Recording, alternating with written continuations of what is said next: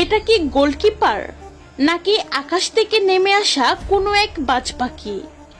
স্পেনের একের পর এক নিশ্চিত গোলের সুযোগ, আর প্রতিবারই যেন দেয়াল হয়ে দাঁড়ালেন কেপ ভার্দের গোলরক্ষক ভোজিনহা। বিশ্বকাপের মঞ্চে যখন স্পেনের মতো তারকাখচিত দল মাঠে নামে, তখন অনেকেই ধরে নেয় গোলের বন্যা বইবে, কিন্তু আজকের গল্পটা ছিল সম্পূর্ণ ভিন্ন। ম্যাচের শুরু থেকে বলের দখল, আক্রমণ, সুযোগ সৃষ্টি সবকিছুতেই আধিপত্য দেখাচ্ছিল স্পেন।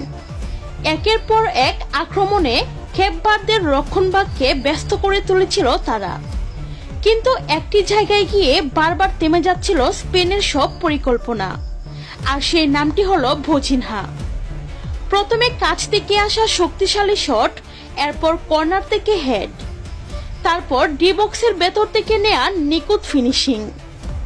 কিন্তু প্রতিবারই অবিশ্বাস্য রিফ্লেক্সে বল ফিরিয়ে দেন কেপ ভার্দের এই গোলকিপার। দর্শকরা অবাক, ধারাভাষ্যকাররা বিস্মিত, আর স্পেনের খেলোয়াড়রা যেন বিশ্বাস করতেই পারছিল না যে কিভাবে এই মানুষটিকে পরাস্ত করা যায়। একটি মুহূর্তে তো তিনি প্রায় নিশ্চিত গোল হতে যাওয়া বলটিকে পোস্টের ঠিক নিচ থেকে উড়ে গিয়ে এক হাত দিয়ে ফিরিয়ে দেন।